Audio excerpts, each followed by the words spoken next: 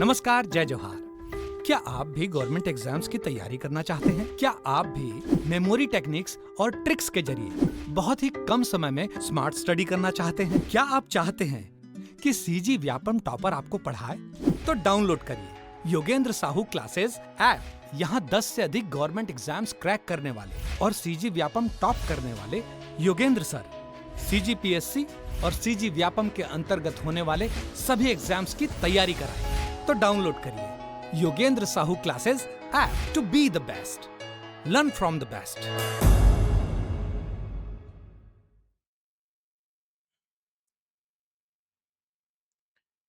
नमस्कार दोस्तों, आप सभी का स्वागत है योगेंद्र साहू ऑनलाइन क्लासेस में। मैं आपका दोस्त, आपका होस्ट, आपका ट्यूटर दीपक इस ऑनलाइन प्लेटफॉर्म में आपका स्वागत करता हूं। ये हमारे एडीओ की एमसीक्यूज की क्लास है जो लगातार हमारे यूट्यूब के स्टूडेंट के लिए प्रोवाइड की जा रही है। आज संडे है तो भी क्लास रिकॉर्ड हो रही है। क्योंकि एग्ज़ाम पास है और जितनी अच्छी तैयारी हो और हम जितना अच्छा अपने स्टूडेंट को दे सके तो वो हमारे लिए ज़्यादा ही अच्छा होगा। तो दोस्तों, ये जो क्लासेस हैं ये कंटिन्यू सीरीज पे चल रही है। आपको काफ़ी एमसीक्यूज दिख जाएंगे हमारे यूट्यूब चैनल पर, जो mix MCQs, topic wise MCQs और कुछ योगेंद्र सर के एमसीक्यूज हैं टॉपिक वाइज। तो आप सभी एमसीक्यूज को अगर देखोगे तो निश्चित रूप से आपको फायदा होगा। ठीक है, ये भी मिक्स एमसीक्यूज हैं और इसमें थोड़े से आपको क्वेश्चन आज डिफरेंट मिलेंगे। मैंने सोचा क्यों ना आज कुछ दूर दराज के टॉपिक को भी कवर किया जाए।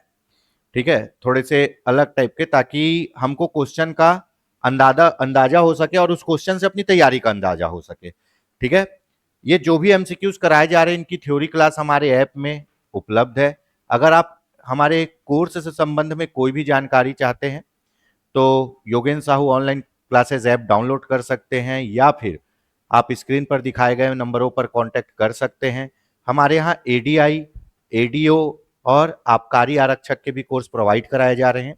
ठीक है, तो आप इस संबंध में बात कर सकते हैं और आपका जो भी डाउट रहता है हम पूरी कोशिश करते हैं जो कमेंट में आप डाउट बताते हैं उसको हम रिजॉल्व कर सके और उसका निराकरण कर सके। जैसे कल मैंने पढ़ाते पढ़ाते एक जगह एक्सप्लेनेशन में कहा कि अनुसूचित क्षेत्र में, कहा अनुसूचित क्षेत्र में पंचायतों में आरक्षण 129, मैंने घ बोल दिया था। ठीक है, वो गलत है, वो है 129 अंगा। क्या है? क ख ग घ अंगा, है ना। 129 अंगा में पंचायत का आरक्षण कहा? अनुसूचित क्षेत्रों में। कहा? अनुसूचित क्षेत्र में। और अनुसूचित क्षेत्र में पंचायत प्रमुख के सभी पद अनुसूचित जनजाति के लिए क्या होते हैं? आरक्षित होते हैं। ठीक है, तो 129 अंगा है। चलिए बिना समय गंवाए, ठीक है, एक भी संडे बर्बाद नहीं जाने देना है, बिना समय गंवाए आज की कार्रवाई को प्रारंभ करते हैं। ठीक है, आपको सही संबंध बनाना है, उचित जोड़ी बनाना है। ये आपके 243 अनुच्छेद हैं और इधर उनके प्रावधान है। तो चलिए दोस्तों बनाते हैं बिना देर के। आपको पता है 243 क में ग्राम सभा के बारे में बताया गया है। किसके बारे में बताया गया है? ग्राम सभा के बारे में। ठीक है, ग्राम सभा के बारे में। ख में क्या है? बिल्डअप, गठन। तो ख में गठन, है ना। ग में क्या है? सी से संरचना, तो सी से संरचना। ठीक है, डी में क्या है? आरक्षण। क्या है? डी में आरक्षण। तो चलिए बताइए। अब देखिए ये उल्टा बना हुआ है, ए के अकॉर्डिंग हमको फॉलोअप लेना है। तो ए का क्या आया है? 3, ए का 3। अब यहां 3 तो कहीं नहीं है तो ये हो जाएगा सी। इसका ऑप्शन क्या होगा? सी। लोग बोलेंगे ये क्वेश्चन सरल है। भैया आप पढ़े हो, सरल है। जिन लोग नहीं पढ़े उनके लिए नहीं सरल है। ठीक है, लेकिन इस टाइप के क्वेश्चन आएंगे ही। 243 के जो 16 अनुच्छेद है उससे तो क्वेश्चन आएंगे ही, ये आप मान के रखिए। तो इसका ऑप्शन होगा ऑप्शन सी। चलिए आगे बढ़ते हैं। फिर से वही, है ना, ये भी वही सीरीज है और उसी अनुच्छेद के क्वेश्चन है। अब इसमें देखते हैं, आपको पता है कि 243 ई में क्या है? पंचायतों का कार्यकाल। ठीक है, तो ये डायरेक्ट हो जाएगा एफ। एफ मतलब फेलियर, फेलियर मतलब निर्भरता, जो आदमी पंचायत का क्या सदस्य नहीं बन सकता, तो एफ मतलब निर्भरता। जी मतलब पार्ले जी, पार्ले जी खाने से क्या आता है? ताकत आती है, तो जी मतलब पावर। तो पंचायतों को शक्तियां प्राधिकार कितने विषय पर? यहां 20 टाइप हो गया है, 29 विषय पर। ठीक है, कितने विषय पर? 29 विषय पर। और ये 29 विषय कौन सी अनुसूची में लिखी गई है? अनुसूची 4 में। कल क्वेश्चन किए थे ना, अनुसूची 4 में 29 विषय का प्रावधान किया गया है। ठीक है, तो ये 29 विषय पर क्या है? जी, ये भी डायरेक्ट हो गया। एच, अगर आपसे कोई पैसा मांग रहा है, आप उसको पैसा नहीं दोगे तो आदमी हाइपर होगा कि नहीं? आपको किसी को पैसा देना है और आप नहीं दोगे तो बोलेगा भाई मेरा पैसा क्यों नहीं दे रहा है?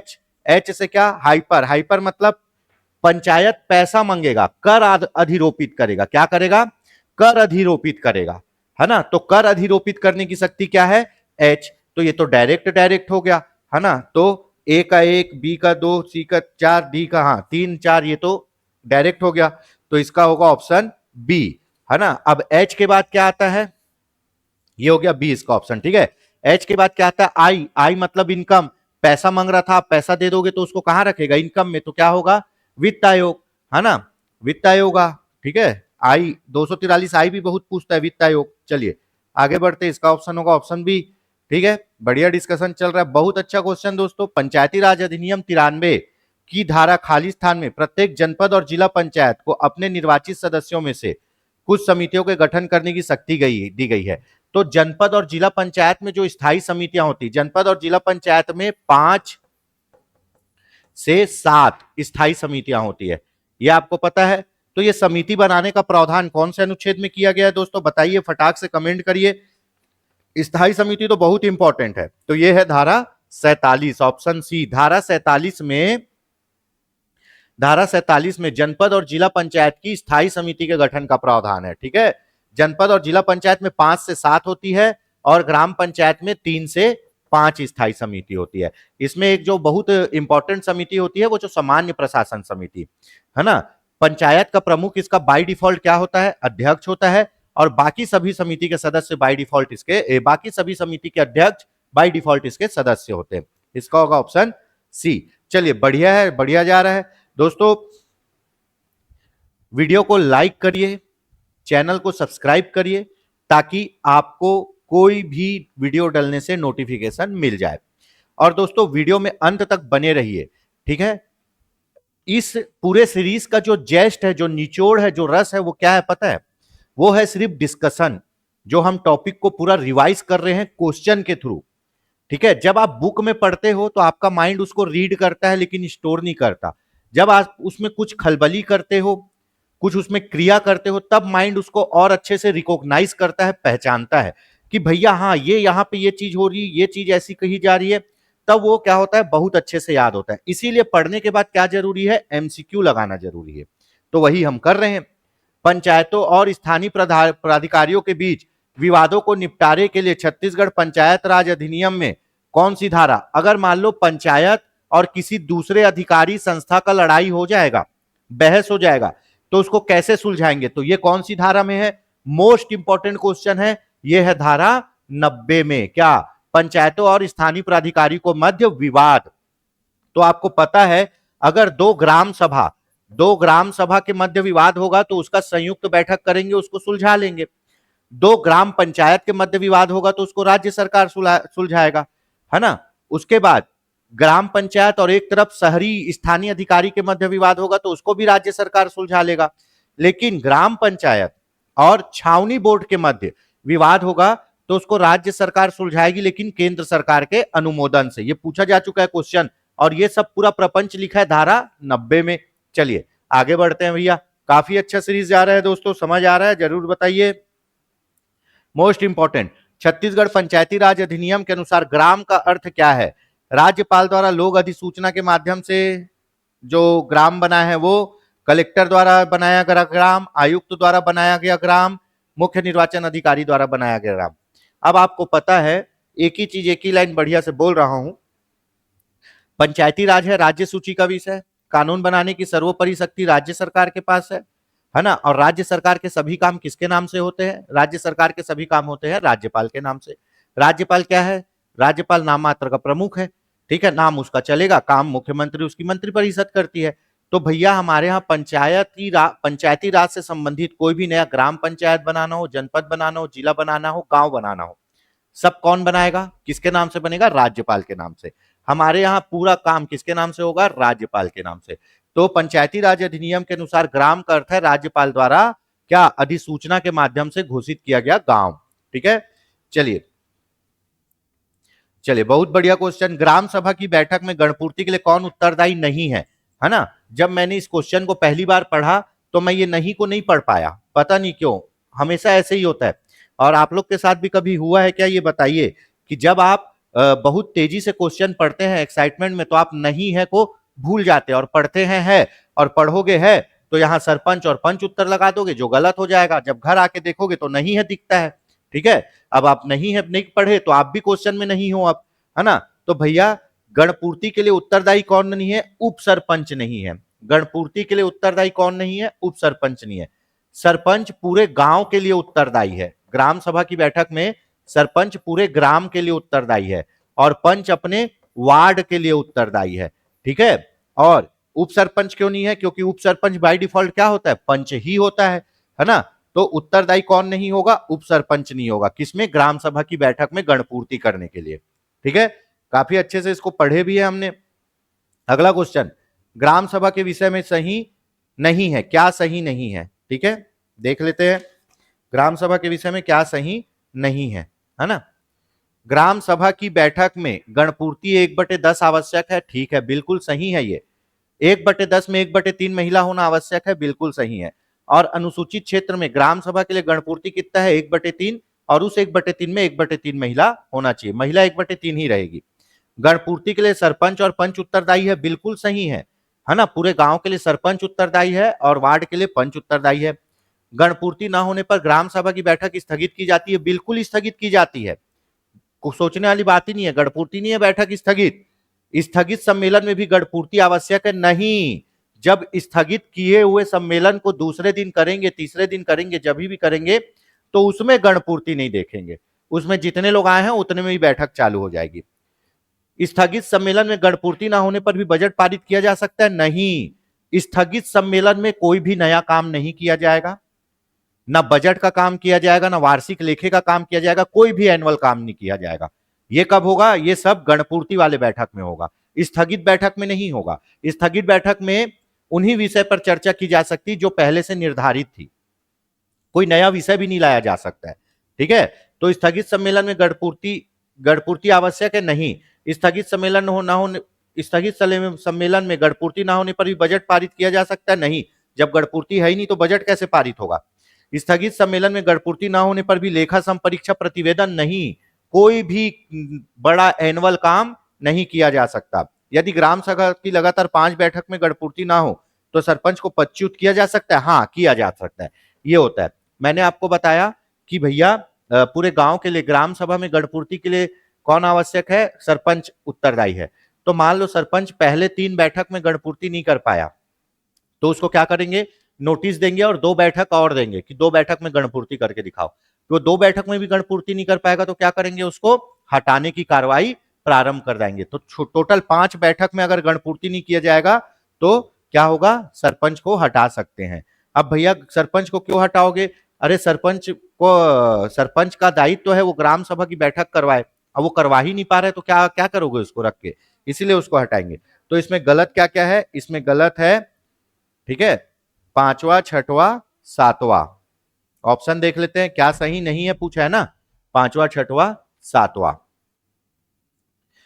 कहां है, ये है ऑप्शन डी। देखो दोस्तों पूरा मैं डिटेल से आप लोगों को बता रहा हूं, है ना, कि कैसे क्या क्या कार्रवाई होती है। ठीक, चलिए, ग्राम पंचायतों के कार्यों का सामाजिक अंकेक्षण कौन करता है, आपको पता है सामाजिक अंकेक्षण करता है कौन, ग्राम सभा। इसीलिए ग्राम सभा को क्या बोलते हैं, ग्राम सभा को बोलते हैं लोकतंत्र की बुनियादी इकाई, है ना, पंचायती राज की बुनियादी इकाई। क्यों, क्योंकि ग्राम सभा में पूरे गांव की जनता होती है और यही जनता पंचायत को कंट्रोल करती है, पंचायत का ऑडिटिंग करती है, पूरे कार्य का ऑडिटिंग करती है। इवन कौन से हितग्राही को कौन सी योजना का लाभ मिलना है वो भी ग्राम सभा डिसाइड करती है ना।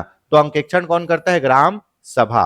चलिए, चलो बढ़िया क्वेश्चन आया दोस्तों, है ना। देखिए हमारे हर सीरीज में पंचायती राज के क्वेश्चन का वेटेज थोड़ा ज्यादा रहेगा क्योंकि पोर्शन बड़ा है और आपके एग्जाम में भी पंचायती राज से ही ज्यादा क्वेश्चन आएंगे क्योंकि जितनी योजना भी चल रही है वो पंचायतों के थ्रू ही चलेगी ग्राम स्तर पर, है ना।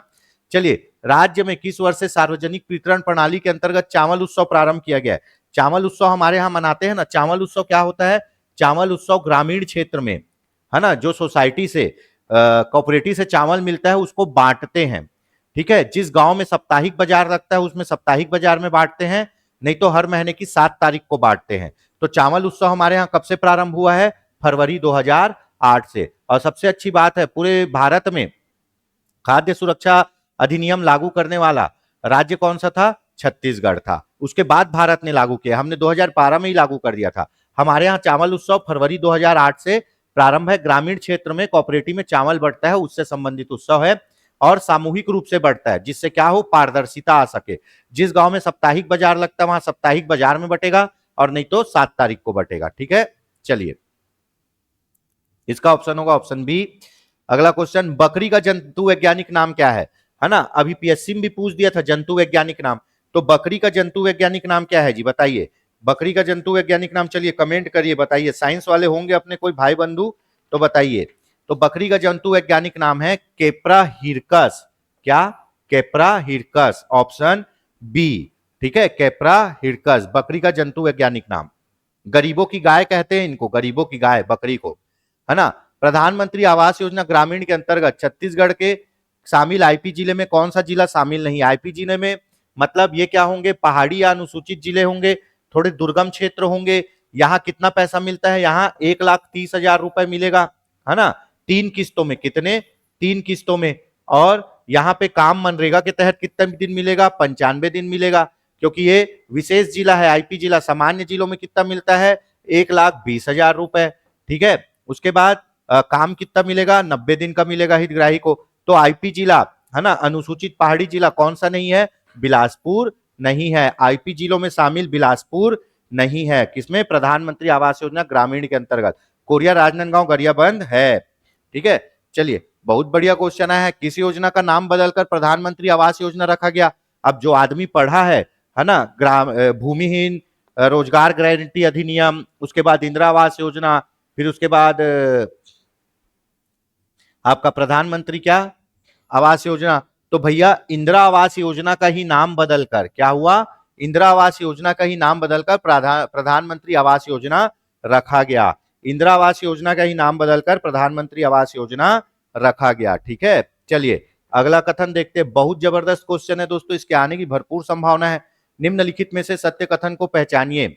ग्लाइडर्स एक जीवाणु जनित रोग है ना, जीवाणु मतलब वायरस, हाँ, कि बैक्टीरिया, ठीक है। चलो, जीवाणु जनित रोग है, ठीक। उसके बाद ग्लाइडर्स घोड़ों में पाए जाने वाला एक संक्रामक रोग है, पहला सही है,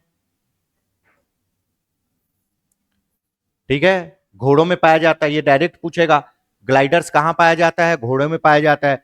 ग्लाइडर्स की जांच के लिए एलिसा टेस्ट होता है, ये भी सही है। तो इसमें उपरोक्त सभी कथन सही है ना। घोड़ों को कभी भी खुर पका मुंह पका रोग नहीं होता, क्यों, क्योंकि घोड़े का जो खुर होता है ना वो पूरा गोल होता है, 2 भागों में नहीं बटा होता, इसलिए नहीं होगा। खुर पका मुंह पका रोग उन जानवर को होगा जिसका खुर 2 भागों में बटा होता है। तो घोड़े को होता है ग्लाइडर्स रोग, और जो संक्रामक रोग है जीवाणु से होता है, और इसकी जांच एलिसा टेस्ट से होती है, ठीक है। तो ऑप्शन डी सभी सही है। चलिए, बर्ड फ्लू किस वायरस से होता है, ये कई बार पूछा। जब बर्ड फ्लू फैलता है तो पक्षी संवर्ग के जो जंतु है वो मर जाते हैं। इसी समय मुर्गियों का रेट कम हो जाता है, बिरयानी का रेट कम हो जाता है, क्यों, सस्ते में मिलने लगती है, उसमें बीमारी आ जाता है ना।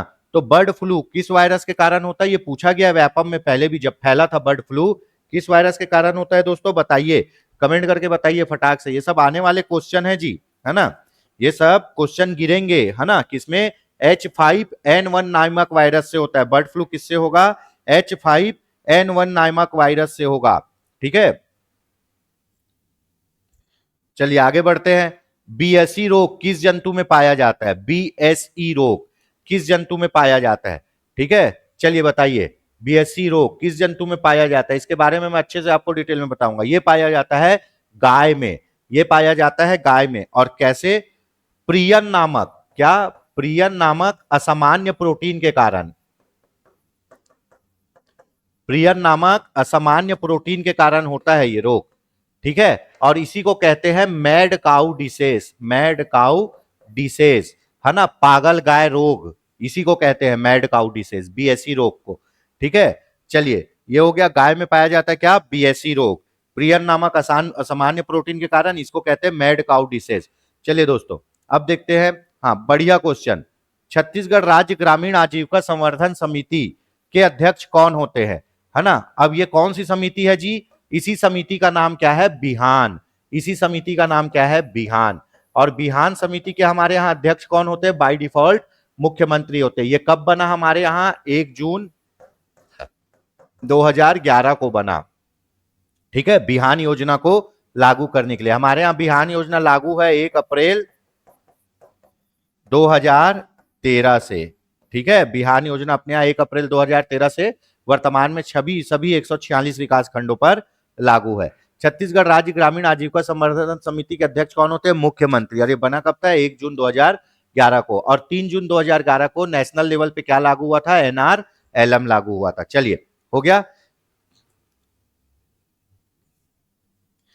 इस राज्य में बिहान योजना के अंतर्गत ग्रामीण गरीब परिवारों की वार्षिक आय को कितने रुपए से वृद्धि करनी है ना। बिहान योजना के ब्राउजर में प्रोस्पेक्टस में देखोगे तो आपको मिलेगा कि ग्रामीण गरीब परिवार की आय को कितने रुपए से बढ़ाना है, 1 लाख रुपए से वृद्धि करनी है। मतलब 1 साल में उनको 1 लाख रुपए कम से कम मिलना चाहिए, क्योंकि किनको, एक परिवार को। और एक परिवार से एक ही महिला स्वयं सहायता समूह में जुड़ेगी जो गरीब से भी अति गरीब परिवार से होगी। ठीक है, महिलाओं को जोड़ने का उद्देश्य है कि महिला में क्या, बचत की प्रवृत्ति बहुत ज्यादा होती है। तो 1 लाख रुपए से वृद्धि करना है। और बिहान योजना जो हमारे यहाँ बिहान के नाम से चल रहा है, वो नेशनल लेवल पे चलता है, एनआरएलएम। उस योजना का मुख्य उद्देश्य क्या है आपको पता है, उस योजना का मुख्य उद्देश्य है स्थायी रूप से गरीबी को दूर करना, स्वरोजगार के अवसर वृद्धि करना। ऑप्शन होगा ये, 1 लाख। चलिए देख लेते हैं स्टार्टअप राशि के, बहुत इंपॉर्टेंट क्वेश्चन है दोस्तों, ये तो चांसेस बिल्कुल बन रहे हैं इसके पूछने के। स्टार्टअप राशि के रूप में संकुल स्तरीय संगठन को कितने रुपए प्रदान किए जाते हैं, अब बताइए। अब यहाँ पे बात कर रहा है संकुल स्तरीय संगठन, जिसको आप बोलते हो क्लस्टर लेवल फेडरेशन को। स्टार्टअप राशि के संबंध में, स्टार्टअप राशि के रूप में कितना रुपए मिलता है बताइए फटाक से। ये सब क्वेश्चन दोस्तों हमने पीडीएफ से ही बनाए हैं, किसके, आपके बिहान के। तो कितना रुपए स्टार्टअप राशि के रूप में मिलता है, 2 लाख रुपए स्टार्टअप राशि प्रारंभ करने के लिए। किसको, संकुल स्तरीय संगठन को, है ना। स्टार्टअप राशि के रूप में 2 लाख रुपए मिलते हैं। ठीक है, कौन कौन से संगठन होते हैं, कौन कौन से होते हैं, स्वयं सहायता समूह होता है, उसके ऊपर होता है विलेज ऑर्गेनाइजेशन, उसके ऊपर क्लस्टर लेवल फेडरेशन, उसके ऊपर ब्लॉक लेवल फेडरेशन, और उसके ऊपर डिस्ट्रिक्ट लेवल फेडरेशन। ठीक है, चलिए। और ये तीनों को ऋण भी देते हैं, है ना। यहाँ क्या मिलता है, रिवॉल्विंग फंड, चक्री निधि, यहाँ मिलता है वीआरएल फंड, वैल्यूनरेबिलिटी फंड, और यहाँ वो मिलता है क्या, सीआईएफ फंड। ठीक है, चलिए कितना मिलता है स्टार्टअप राशि के रूप में, 2 लाख रुपए। बहुत जबरदस्त क्वेश्चन दोस्तों, बहुत जबरदस्त क्वेश्चन। प्रोजेक्ट लाइफ मनरेगा के संबंध में असत्य कथन की पहचान करिए, असत्य कथन की पहचान करिए। इस परियोजना का लक्ष्य आत्मनिर्भरता को बढ़ाना तथा मनरेगा श्रमिकों के कौशल में सुधार करना है। ठीक है, तो ये कथन तो सत्य है। मनरेगा श्रमिकों को आंशिक रोजगार की स्थिति से पूर्ण रोजगार की स्थिति में लाना, यह भी सत्य है। इस परियोजना के द्वारा अकुशल श्रमिकों को कौशल उन्नयन प्रशिक्षण प्रदान किया जाएगा, यह भी सत्य है। इस परियोजना का उद्देश्य मनरेगा पर हितग्राहियों की निर्भरता को कम करना, यह भी सत्य है। इसका ऑप्शन होगा ऑप्शन डी, इसका ऑप्शन होगा ऑप्शन डी, सभी कथन सत्य है। आप लोग क्वेश्चन एक बार पढ़िएगा, पीडीएफ डल जाएगा टेलीग्राम में, ये क्वेश्चन को पढ़िएगा। प्रोजेक्ट लाइफ मनरेगा, है ना, लाइवलीहुड प्रोजेक्ट जो है उसी को शॉर्ट में बोल दिया प्रोजेक्ट लाइफ मनरेगा। अब देखिए मनरेगा में इसको देखिए मैं समझाता हूं बढ़िया जबरदस्त तरीके से। मनरेगा में क्या होता है, अकुशल श्रमिकों को, जिनको काम नहीं आता, उनको क्या मिलता है, 100 दिन का रोजगार केंद्र सरकार देती है, 50 दिन का अतिरिक्त हम लोग देते हैं। तो इन लोग को 150 दिन ही काम मिल रहा है, बाकी के 150 दिन 200 दिन क्या करेंगे, पूर्ण रूप से काम मिल रहा है क्या, नहीं मिल रहा है। क्यों नहीं मिल रहा है पूर्ण रूप से काम, क्योंकि ये अकुशल श्रमिक है। ये क्या है, अकुशल श्रमिक है। इन्हीं अकुशल श्रमिकों को कुशल श्रमिक बनाने के लिए, स्किल्ड बनाने के लिए क्या लिखा, क्या कौन सी योजना लाई गई, प्रोजेक्ट लाइफ मनरेगा। जो मनरेगा लोग में काम कर रहे हैं उन लोगों को क्या किया जाएगा, ट्रेनिंग दिया जाएगा, स्किल दिया जाएगा। स्किल देने के बाद वो क्या कर सकते हैं, अपना कोई बिजनेस कर सकते हैं जिनसे उनको 12 माह क्या मिलेगा, रोजगार मिलेगा, ठीक है, और उनकी आय बढ़ेगी। और जब उनको 12 माह रोजगार मिलेगा और वो कुशल श्रमिक हो जाएंगे तो मनरेगा में उनको काम करने की जरूरत नहीं रहेगी। अभी मनरेगा में क्यों काम कर रहे हैं, क्योंकि अकुशल श्रमिक है, अनस्किल्ड है, और जब स्किल्ड हो जाएंगे तो अपना स्वरोजगार करेंगे, उनको पूरा 12 माह काम मिलेगा और मनरेगा में काम करने की जरूरत नहीं है। तो इसीलिए प्रोजेक्ट लाइफ मनरेगा, मनरेगा अलग है, प्रोजेक्ट लाइफ मनरेगा योजना अलग है ना। इस परियोजना का लक्ष्य आत्मनिर्भरता को बढ़ाना तथा मनरेगा श्रमिकों को कौशल में सुधार करना, जो अनस्किल्ड है, अकुशल है, उसको कुशल बनाना। मनरेगा श्रमिकों को आंशिक रोजगार की स्थिति से पूर्ण रोजगार, अब 100 दिन रोजगार मिलता है तो आंशिक ही है, तो पूरे 365 दिन रोजगार मिलेगा, कैसे, स्वरोजगार से। इस परियोजना के द्वारा अकुशल श्रमिकों को कौशल प्रशिक्षण प्रदान किया जाता है, जिससे वो क्या हो जाए, कुशल हो जाए, और जब वो कुशल हो जाएंगे तो उनको मनरेगा में काम करने की जरूरत नहीं है, अपना बिजनेस करेंगे। तो इसमें सभी सही है, ऑप्शन डी। देखो दोस्तों, एक क्वेश्चन में पूरी एक योजना खत्म, ये है क्वेश्चन का लेवल अपने, है ना। बिल्कुल कमेंट करके बताइए आपको कैसे लगती है सीरीज, आपको समझ कितना आ रहा है।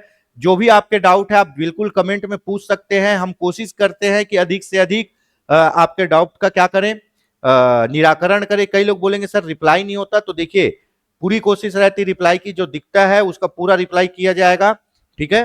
तो बिल्कुल घबराने की जरूरत नहीं, आप पूछ सकते हैं। मोस्ट इंपॉर्टेंट क्वेश्चन, आंतरिक सीआरपी दल में कितने सदस्य होते हैं? क्वेश्चन स्वयं सहायता समूह वाला है, ये पढ़े हैं आंतरिक सीआरपी दल? मैं बता देता हूं, आंतरिक सीआरपी दल एक दल होता है जो स्वयं सहायता समूह को बनाने का काम करता है और पुराने बंद पड़े स्वयं सहायता समूह को जीवित करने का काम करता है। तो इस दल में कितने सदस्य होते हैं? आंतरिक सीआरपी दल में कितने सदस्य होते हैं? आंतरिक सीआरपी दल में 5 सदस्य होते हैं, जिसमें 3 क्या होगी, सक्रिय महिला, और 2 क्या होंगे, पुस्तक संचालक, पुस्तक संचालक, ठीक है। टोटल 5 सदस्य होते हैं, किसमें, आंतरिक सीआरपी दल में। इन लोग गांव गांव जाके क्या करते हैं, इन लोग गांव गांव जाके नए स्वयं सहायता समूह बनाते हैं। इन लोग के कार्य का एक चक्र कितने दिन का होता है, 30 दिन का चक्र होता है। कितने दिन का चक्र होता है, 30 दिन का, है ना। 30 दिन में 15 दिन में एक गांव जाएंगे, फिर 15 दिन एक गांव जाएंगे, 2 गांव को कंप्लीट करेंगे, ठीक है। चलिए ये हो गया, इसमें और भी डिटेल है वो भी बता देता हूं। जब ये 15 दिन एक गांव का जाएंगे तो वहां 6 नए स्वयं सहायता समूह बनाना है इनको, और 2 पुराने स्वयं सहायता समूह को जीवित करना है, ठीक है। फिर दूसरे गांव जाएंगे 15 दिन तक, तो इनको फिर वहां पे दूसरे गांव में 6 नए स्वयं सहायता समूह बनाने हैं और 2 पुराने को फिर से जीवित करना है, ठीक है। इनको इस कार्य के लिए क्या मिलता है, मानदेय मिलता है, ठीक है। तो 5 सदस्य होते हैं, सक्रिय महिला 3, पुस्तक संचालक 2। सक्रिय महिला कहाँ क्या होती है, मान लो एक गांव में 10 स्वयं सहायता समूह है, तो वो 10 स्वयं सहायता समूह में के सदस्यों में से 1 या 2 को सक्रिय महिला चुन लिया जाएगा, जो स्वयं सहायता समूह के विकास के लिए और गांव के विकास के लिए काम करेगी। पुस्तक संचालक क्या होता है, स्वयं सहायता समूह का हर हफ्ते बैठक होता है, बैठक में 5 टाइप के रजिस्टर में एंट्री करना पड़ता है, तो जो एंट्री करते हैं उन्हीं को बोलते हैं पुस्तक संचालक, ठीक है। देखिए दोस्तों, आंतरिक सीआरपी दल भी पूरा खत्म, ठीक। ग्रामीण स्वरोजगार प्रशिक्षण संस्थान आरसेटी के संबंध में निम्न कथनों पर विचार कीजिए, है ना। अब ग्रामीण स्वरोजगार प्रशिक्षण संस्थान, उसी का इंग्लिश में नाम है आरसेटी। ये वो योजना है जिसको लीड बैंक द्वारा चलाया जाता है। किसके द्वारा, लीड बैंक। अब लीड बैंक क्या होता है जी, लीड बैंक मुख्य ब्रांच होता है, सबसे बड़ा ब्रांच। अगर एसबीआई का देखोगे तो हमारे यहां सेक्टर 1 में होम ब्रांच है बड़ा, उसको बोलेंगे लीड बैंक, है ना। आप और भी बैंकों का देखोगे तो सेक्टर 6 न्यू सिविक सेंटर में बड़े बड़े ब्रांच है, उसको लीड बैंक बोलेंगे। जो मुख्य ब्रांच होता है वो लीड बैंक कहलाता है। वहां से चलता है आरसेटी, इसका नाम है रूरल सेल्फ एम्प्लॉयमेंट, है ना, ट्रेनिंग इंस्टीट्यूट, आरसेटी, है ना। इस योजना के अंतर्गत 18 से 45 वर्ष के ग्रामीण बीपीएल युवाओं को प्रशिक्षण दिया जाता है। बताइए भाई, ये सही है क्या, ग्रामीण बीपीएल युवाओं को प्रशिक्षण किया जाता है? बिल्कुल सही है ना। इसमें कितना है, 18 से 45 वर्ष। प्रशिक्षण निःशुल्क और आवासीय होगा एवं अभिरुचि और योग्यता के अनुसार प्रदान किया जाएगा। जो प्रशिक्षण रहेगा वो कैसा रहेगा, निःशुल्क रहेगा। आपको वहां पे रख के हॉस्टल में प्रशिक्षण दिया जाएगा। आप जो काम करना चाहते हो, जो आप में योग्यता है उसके अनुसार दिया जाएगा। बिल्कुल सही है ना। 2 सही हो गया भैया। अब आगे देखते हैं क्या है। प्रशिक्षण प्रदान करने के पश्चात आपको स्वरोजगार प्रदान करने के लिए वो बैंक ऋण देगी, क्योंकि वो बैंक चला रही है इस योजना को, तो बैंक क्या देगी, ऋण देगी। और इस योजना के अंतर्गत प्रशिक्षण प्राप्त युवाओं को 1 वर्ष तक फॉलोअप किया जाएगा, नहीं 2 वर्ष तक फॉलोअप किया जाएगा। आपको ट्रेनिंग देने के बाद 2 साल तक उन लोग फॉलोअप लेंगे कि आपका व्यापार प्रारंभ हुआ कि नहीं, आपका व्यापार प्रारंभ हुआ कि नहीं। ऋण भी देंगे और 2 साल तक देखेंगे आपको सेट करने का कि आपका व्यापार प्रारंभ हुआ है या नहीं।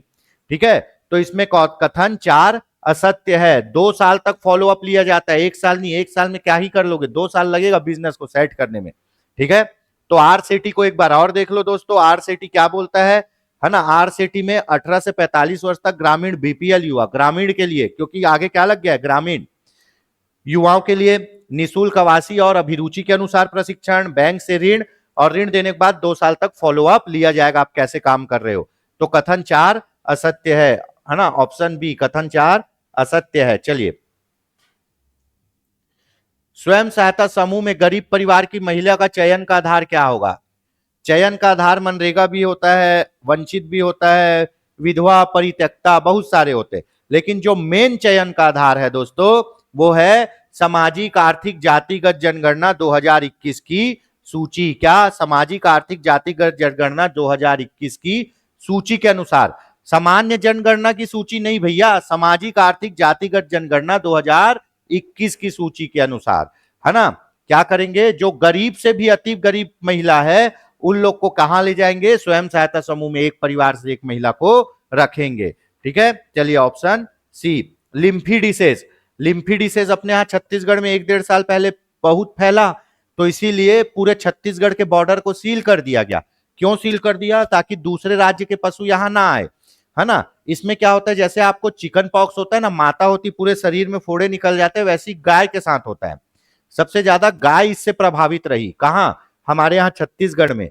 ठीक है, तो उसमें भी पूरे स्किन में घाव हो जाएंगे, पूरे शरीर में घाव, और उसका क्या होगा, बीमार होगी, खाना पीना छोड़ दी और ज्यादा बीमारी के कारण मौत भी हो जाती है। तो लिम्फिडिसेस फैला था और इसके कारण हमारे यहाँ रेड अलर्ट भी जारी हुआ था। ये होता है लिम्फिडिसेस वायरस से, लिम्फी वायरस से। ठीक है, लिम्फिडिसेस किससे होता है, वायरस से होता है। ठीक, चलिए आगे देखते हैं। काफी अच्छा डिस्कशन हो रहा है, देखो दोस्तों, है ना। संडे की क्लास भी एकदम झम चल रही है अपनी। ठीक है, अगला क्वेश्चन, निम्न कथनों पर विचार कीजिए, असत्य कथन की पहचान कीजिए।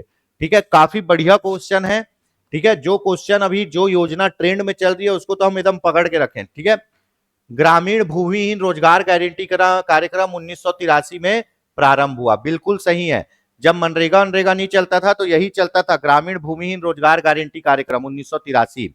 इंदिरा आवास योजना ग्रामीण भूमिहीन रोजगार गारंटी कार्यक्रम की एक उप योजना थी, है ना, ये भी सही है। जो ग्रामीण भूमिहीन रोजगार गारंटी कार्यक्रम 1983 में चालू हुआ, तो उसमें 1984 में इंदिरा आवास योजना को भी जोड़ा गया। कैसे, उप योजना के रूप में, सब योजना के रूप में। ठीक है, इंदिरा आवास योजना स्वतंत्र रूप से 1 जनवरी 1996 को प्रारंभ हुई। कब हुई, 1 जनवरी 1996 को पहले चालू हुआ ग्रामीण भूमिहीन रोजगार गारंटी कार्यक्रम। कब, 83 में। उसमें बाद में इंदिरा आवास योजना को डाल दिया गया उप योजना के तौर पर, सब योजना। फिर 1 जनवरी 1996 को इसको अलग से एक योजना बना के लॉन्च किया गया, किसको, इंदिरा आवास योजना को। और जब मोदी जी आए तो इंदिरा आवास योजना का नाम पुनर्गठन करके उसका नाम कर दिए क्या, 1 अप्रैल 2016 को प्रधानमंत्री आवास योजना। और यह कहा कि इस योजना में बहुत ज्यादा भ्रष्टाचार हो गया है, इसीलिए इस योजना का पुनर्गठन करो, इसको अपडेट करो, इसका नाम कर दो प्रधानमंत्री आवास योजना 1 अप्रैल 2016 से। अब क्वेश्चन पूछेगा इंदिरा आवास योजना स्वतंत्र रूप से कब चालू हुई, तो 1 जनवरी 1996 से। इसका नाम कब बदला गया, 1 अप्रैल 2016 से। ठीक है, तो इसमें सभी कथन सत्य है, ऑप्शन डी सभी कथन सत्य है ना। प्रधानमंत्री आवास योजना ग्रामीण, ठीक है, यहां पे सामान्य जिलों में 1,20,000 मिलता है और एआईपी जिलों पे 1,30,000 रुपए मिलता है। ठीक है, चलिए ये क्वेश्चन को देख लीजिएगा, इसमें ये दोनों लाइनें तो बहुत ज्यादा इंपॉर्टेंट है कि स्वतंत्र रूप से कब 1 जनवरी 96 को लागू हुई और नाम बदला 1 अप्रैल 2016 को, मोदी जी ने बदला है ना, प्रधानमंत्री आवास योजना ग्रामीण कर दिया। पहले ये एक सब योजना के रूप में किसके अंदर चलती थी? ग्रामीण भूमिहीन रोजगार गारंटी कार्यक्रम के। ऑप्शन डी सभी सही है। चलिए भैया, ग्राम सभा के बैठक के विषय में सही क्या है? प्रत्येक 3 माह में ग्राम सभा की कम से कम एक बैठक होनी चाहिए। हाँ, प्रत्येक 3 माह में एक बैठक होनी चाहिए। ठीक है, प्रत्येक 4 माह में एक बैठक नहीं, 3 माह में एक बैठक। प्रत्येक ग्राम पंचायत के प्रत्येक ग्राम में ग्राम सभा की बैठक होगी। हाँ, हर गांव में ग्राम सभा होती है और अपने गांव में बैठक करेगी, है ना, चक्रानुक्रम में नहीं होती है। ग्राम सभा के आधे से अधिक सदस्य लिखित रूप से अगर बोलेंगे तो ग्राम सभा की बैठक आयोजित की जाएगी। नहीं, आधे से अधिक सदस्यों की जरूरत नहीं है। ग्राम सभा के कुल सदस्यों का 1/3 सदस्य अगर लेटर बना के सरपंच को देंगे तो सरपंच बैठक बुलाएगा, और सरपंच बैठक नहीं बुलाएगा तो सदस्य खुद बैठक बुला लेंगे और बैठक की अधिसूचना सचिव जारी करेगा, है ना। तो ये भी सही है। 1/3 सदस्य तो कौन कौन सा सही है? 1, 3, 6। ठीक है, चलिए, मेरे ख्याल से ये क्वेश्चन एक बार और हो चुका है क्या? क्वेश्चन देख लीजिए। ग्राम सभा की प्रत्येक 3 माह में एक बैठक अनिवार्य है ना। वैसे 6 अनिवार्य बैठक होती है। ग्राम सभा की 6 अनिवार्य बैठक कौन कौन सी है जी? 23 जनवरी को सुभाष चंद्र बोस का जन्मदिन, 14 अप्रैल को अंबेडकर का जन्मदिन, 20 अगस्त को राजीव गांधी का जन्मदिन, 2 अक्टूबर को गांधी जी का जन्मदिन, उसके बाद जून में एक बैठक होगी और नवंबर में एक बैठक होगी। 6 बैठक होगी। ठीक है, अपना ये सही है। प्रत्येक ग्राम में बैठक होगी, ये भी सही है और ये भी सही है। छठवा 1, 3, 6।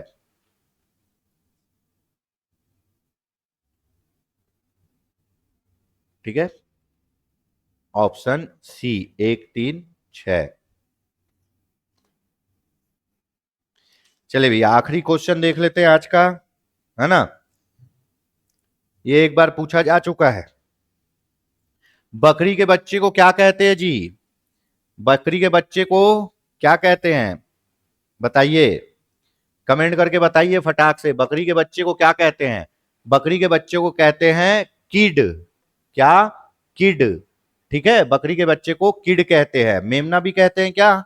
बताइएगा। बकरी के बच्चे को किड कहते हैं। ठीक है, तो दोस्तों ये आज के हमारे 25 क्वेश्चन थे। काफी अच्छी क्वेश्चन है। इसमें स्वयं सहायता समूह वाले क्वेश्चन तो वाकई बहुत अच्छे हैं। ठीक है, इसी तरह और क्वेश्चन के साथ हम आपके सामने बिल्कुल मुखातिब होते रहेंगे, आपके साथ चलते रहेंगे। यकीन मानिए दोस्तों, हम साथ मिलकर कुछ बहुत बेहतर करेंगे। तो आज के लिए इतना ही, अगले क्लास में मिलते हैं। जय हिंद, जय भारत, जय छत्तीसगढ़।